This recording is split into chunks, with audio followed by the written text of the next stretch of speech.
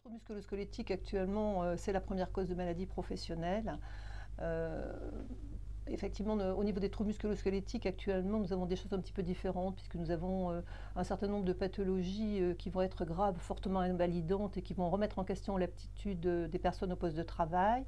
Mais nous avons d'autres pathologies qui sont beaucoup moins conséquentes.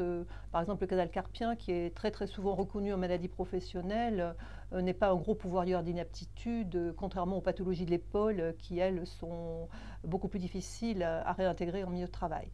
Donc actuellement, c'est vrai que les TMS représentent un lot très important des arrêts de travail et de nos problématiques de maintien dans l'emploi.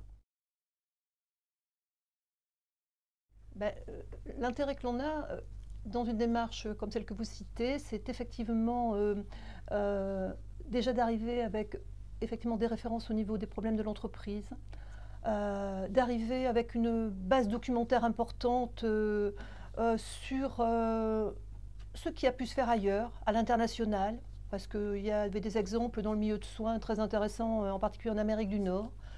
Donc, montrer aussi à l'entreprise qu'une autre approche du travail était possible et mise en place ailleurs avec de très bons résultats. Donc, pour pas qu'on reste sur une fatalité, dire chez nous le travail est dur, c'est normal, voilà, et qu'on reste pas sur cette fatalité, qu'on se dise effectivement, on a un travail très sollicitant, mais ailleurs, ils ont trouvé des solutions qui ont quand même amélioré, puisque les exemples que l'on avait d'Amérique du Nord montraient une diminution de 10% à la fois des pathologies professionnelles et des arrêts de travail, ce qui était quand même pas négligeable, ce qui montre qu'on peut quand même faire des choses, hein. Et à partir de là, si on a un bon lien avec la direction de l'entreprise, la convaincre qu'une démarche est possible, ensuite, lui proposer des aides méthodologiques dans la démarche, parce qu'il faut aussi accompagner l'entreprise dans la démarche, lui proposer des intervenants, et après, ben, effectivement, c'est le rôle des ergonomes d'accompagner plus finement l'entreprise dans ses recherches et dans la démarche qu'elle va mettre en place. Donc après, c'est vrai que nous, une fois qu'on a déclenché, on laisse le travail à des gens qui ont une approche plus spécifique. Je crois que dans ce secteur d'activité, on est resté sur une idée que le salarié est en aide aux personnes. Donc, je vais dire quelque chose de pas très élégant, il doit donner de sa personne pour aider l'autre.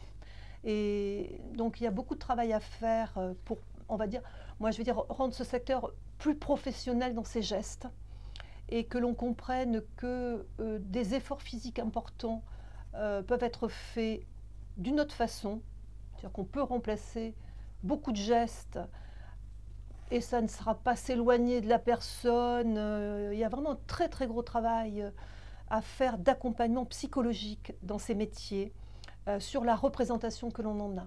C'est-à-dire qu'en fait, on voit beaucoup d'aides-soignants qui ont beaucoup de mal à utiliser le matériel d'aide aux manutentions des personnes, parce qu'ils ont la sensation que ça les éloigne de la personne et que ça peut être dégradant pour la personne, ce qui est complètement faux parce que quand on discute avec les personnes et qu'on leur a bien expliqué la méthodologie, les personnes qui sont manipulées comme ça trouvent que c'est pour elles-mêmes beaucoup plus confortable. C'est-à-dire qu'en fait, il y a beaucoup moins de souffrance lors des manipulations des personnes lorsque le matériel d'aide est bien utilisé. Donc on a un gros travail à faire d'accompagnement dans ces structures et un gros travail de sensibilisation pour que ces structures s'équipent et travaille sur la pertinence de l'équipement mis en place. Parce que dans les études que l'on a vues, on a vu que beaucoup de problèmes étaient liés aux installations, en fait. Chambres trop petites, trop encombrées, matériel mal entretenu, pas assez de matériel à disposition, besoin de tout le matériel en même temps. Enfin, beaucoup de choses qui relèvent de l'organisation et qui n'est pas toujours bien prise en compte dans ces activités professionnelles. Dans ce métier, il y a encore beaucoup à faire. Et après, on va dire c'est encore plus important dans les structures de maintien à domicile. Parce que là, les équipements chez le particulier, c'est beaucoup plus compliqué.